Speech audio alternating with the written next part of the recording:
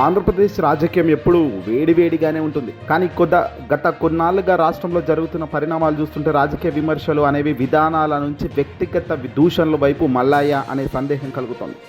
ముఖ్యంగా మాజీ ముఖ్యమంత్రి వైఎస్ జగన్మోహన్ రెడ్డి గారిని టార్గెట్ చేస్తూ తెలుగుదేశం, జనసేన, బీజేపీ కూటమిలో భాగంగా ఉన్న ఈ కూటమి ప్రభుత్వం చేస్తున్న విమర్శలు ఇప్పుడు రాష్ట్ర వ్యాప్తంగా పెద్ద ఎత్తున చర్చనీయాంశంగా మారాయి. ప్రజాస్వామ్యంలో విమర్శలు అనేది సహజంగా జరిగే కార్యక్రమాలే. కానీ అవి కేవలం క్యారెక్టర్ అసోసియేషన్, వ్యక్తిగత హననం కోసం జరుగుతున్నాయంటే ఖచ్చితంగా అది ప్రజలు కూడా అంగీకరించని ఒక పెద్ద తప్పే. 2019 నుంచి 2024 వరకు వైఎస్ఆర్సీపీ పార్టీ అధికారంలో ఉంది. జగన్ను ఎలాగైనా సరే గద్దె దించాలని జగన్మోహన్ రెడ్డి గారిని విపరీతంగా ట్రోల్ చేశారు, టార్గెట్లు చేశారు, అన్ని రకాలుగా ఆయన ఇబ్బంది పెట్టి చేశారు. జగన్ పాలనను ప్రజాకంటక పాలనగా అభివర్ణించిన కూటమి నేతలు ఎన్నికల ప్రచారంలో ప్రధానంగా 3 అంశాలను ప్రజల్లోకి బలంగా తీసుకెళ్లడంలో సక్సెస్ అయ్యారు.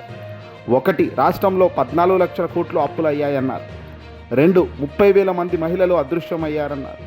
3, కల్తీ మద్యం వల్ల మరణాలు అని అధికారంలోకి వచ్చాక ఈ లెక్కలు పూర్తిగా మారుతున్నాయి అంటూ కూడా చెప్పుకొచ్చారు. కానీ కట్ చేస్తే నిజంగా ఇక్కడ విడ్డూరం ఏంటంటే 14 లక్షల కోట్లు జగన్మోహన్ రెడ్డి గారు అప్పు చేశారా? కాగ్ కానీ, సెంట్రల్ గవర్నమెంట్లో ఉన్న, కేంద్రంలో ఉన్న పెద్దలు కానీ, కేంద్ర ప్రభుత్వం పార్లమెంట్లో కానీ చెప్పిన లెక్కలు నిజంగా అవేనా అంటే మొత్తం శుద్ధ తప్పు.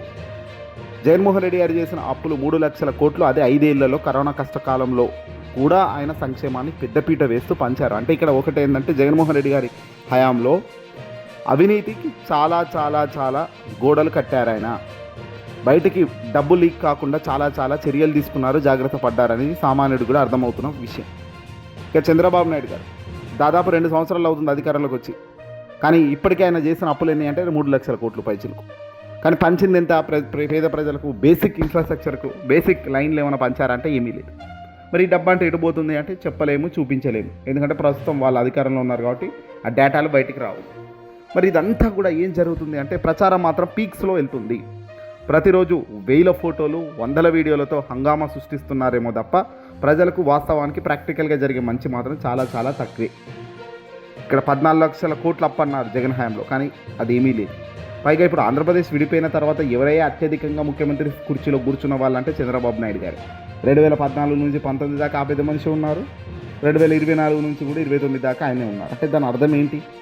ఆ రాష్ట్రంలో అప్పులు ఏమైనా బీభత్సంగా నిజంగా ఉంటే ఇప్పుడు 2029 తర్వాత అప్పుల లెక్క తీస్తే బయటికి జగన్మోహన్ రెడ్డి గారు కనుక అధికారంలోకి వచ్చి అప్పుల లెక్క చేస్తే అందులో మేజర్ 70% అప్పులు చేసింది చంద్రబాబు నాయుడు గారు అవుతారు కదా. రాష్ట్రాన్ని ప్రగతి పదంలో నడిపించడంలో విఫలమైన వ్యక్తిగా చంద్రబాబు నాయుడు గారే అవుతారు కదా. ఎక్కువ సంఖ్యలో ఆయనే ఉన్నారు కదా ఎక్కువ రోజులు అధికారంలో. ఇక పవన్ కళ్యాణ్ జనసేన పార్టీకి సంబంధించిన మరో మనిషి. 30,000 మంది మహిళల అదృశ్యం అంటే ఎంత దారుణమైన అబద్ధాన్ని వదిలాడిన ప్రజల్లోకి. అంటే అధికారం కోసం విచ్చలవిడిగా మాటలు మాట్లాడి విచ్చలవిడిగా అబద్ధాలు చెప్పడంలో వీళ్ళు ఎంత ముందు పోయారు. వాలంటీర్ వ్యవస్థ దేశంలోనే శబాష్ అన్న వ్యవస్థ. దేశం మొత్తం కూడా ఒకవైపు చూసింది ఈ వాలంటీర్ వ్యవస్థ. ఏం వ్యవస్థ ఇది, ఎంత చక్కగా పనిచేస్తుంది, డోర్ డెలివరీ ద్వారా పథకాలు ఇంటికి వెళ్ళడం అనే కాన్సెప్ట్ ఏంటి అంటే అంత చప్పట్లు కొట్టారు. కానీ ఇక్కడ ట్విస్ట్ ఏంటంటే పవన్ కళ్యాణ్ దీన్ని టార్గెట్ చేశారు.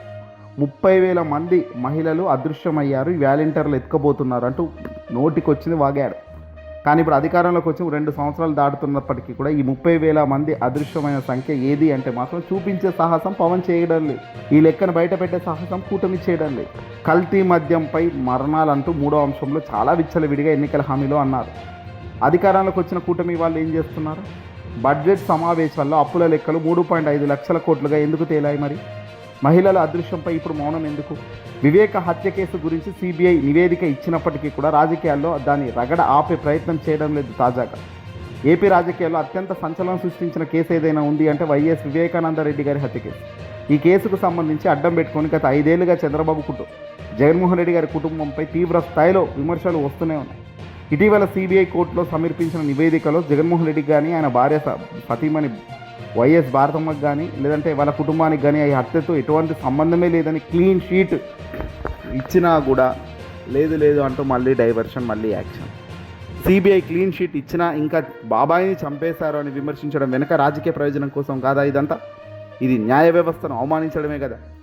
న్యాయ వ్యవస్థలో ఒక తీర్పు వచ్చిన తర్వాత కూడా దానికి వ్యతిరేకంగా మరో తీర్పులాగా మాట్లాడుతున్నాం బయటికి వచ్చి అంటే మనం దాని అర్థం ఏంటి?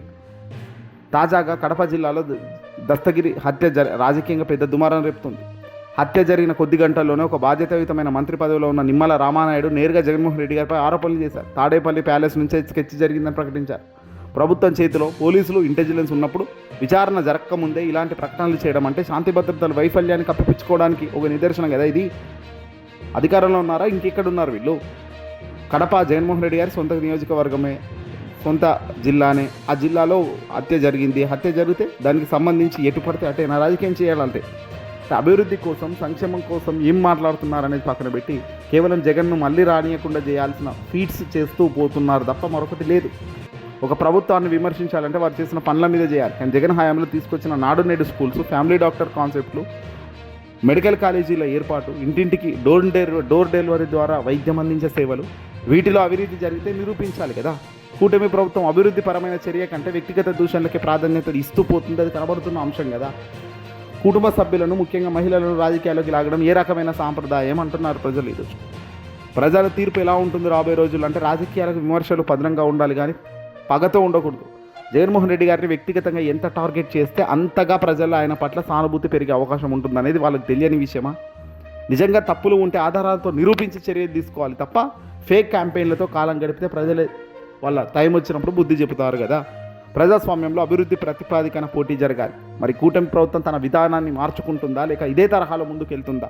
కాలమే సమాధానం చెప్పాలి. ఇలాగే ముందుకు పోతాము, ఇలాగే విమర్శలు చేస్తాము, ఇలాగే తప్పుడు సాంప్రదాయాలకు శ్రీకారం చుడతామంటే ఈరోజు మీకు గడిచిన రోజే రేపు ఇంకోరికి కూడా మొదలవుతుంది. ఆ రోజు మరి ఎలా ఉంటుంది సినిమా? వివేక హత్య కేసు, ఈ కేసు, ఆ కేసు అని గతంలో చెల్లింది. 2019లో గెలిచారు ఆ పేర్లు పట్టుకొని. కానీ మళ్ళీ కోర్టులు తీర్పిచ్చినాక, కోర్టులు బల్లగుద్ది ఇదంతా కాదు వాళ్ళు చేయలేదని చెప్పినాక కూడా అంతే వాడివేడిగా ఇంకా వాళ్ళపైన కామెంట్లు చేస్తూ పోతామంటే మాత్రం ప్రజలు కూడా వాళ్ళకి నవ్వుకుంటారు. చంద్రబాబు వాంటెడ్గా చేస్తున్నాడు, కూటమి ఇదే పని కూటమికి అని వాళ్ళు కూడా విరామం చెందుతారు. చూసి అలిసిపోతారు. ఆ వెరసి ఆ వేవ్ మొత్తం వైసీపీకి ప్లస్ అయ్యేటట్టే అవుతుంది తప్ప ఈ క్యాంపెయిన్లు, టీడీపీ కూటమి చేసే తప్పుడు క్యాంపెయిన్లు కూడా వైఎస్ జగన్కే మేలు చేస్తాయి రాబోయే 2029లో. అధికారం వచ్చిన 2 సంవత్సరాలు దాటుతుంది. సూపర్ 6 అన్నావు, సూపర్ 7 అన్నావు, ఆకాశానికి అయితే హామీలు ఇచ్చావు. తీరా ఈరోజు అధికారంలోకి వచ్చినాక డబ్బులు లేవని చేతులు దులిపేశారు. ఈరోజు ఎంతసేపు అమరావతి అని 1000 కోట్లు ఎటుపోతున్నాయో కూడా తెలియని పక్షంలో డబ్బులు పోతున్నాయి. వారం వస్తే వారం తిరిగితే చాలు అప్పులు చేసే పరిస్థితి వచ్చింది రాష్ట్రానికి. 1000 కోట్లు అప్పులు చేస్తూ పోతూనే ఉన్నారు. అప్పుల వడ్డీలు పెంచుకుంటూ పోతున్నారు. మరి ఆదాయ వనరులు ఏవి అంటే అమరావతి అని చెబుతున్నారు. ఈ పొద్దు అయ్యే కని కాదు. మరి ఇలాంటి పరిస్థితుల్లో రాష్ట్రం నిలబెట్టి 2047, 2053 అంటూ గంభీరంగా మాటలు చెప్తే అయిపోతుందా? వాస్తవానికి చెప్పేదానికి సింక్ కానప్పుడు మీరు చేసే ఏ పని కూడా ఫెయిల్ అయితేనే తప్ప పాస్ ఎలా అవుతుంది అనుకుంటున్నారు? ఈ వీడియోని అసలు లేకపోతే షేర్ చేయండి. జగన్మోహన్ రెడ్డి గారిపై విషపూరితమైన చర్యలకు శ్రీకారం చుడుతున్న కూటమి వాళ్లకు ప్రజలే చివరిగా బుద్ధి చెప్పే రోజులు దగ్గరలోనే ఉన్నాయి.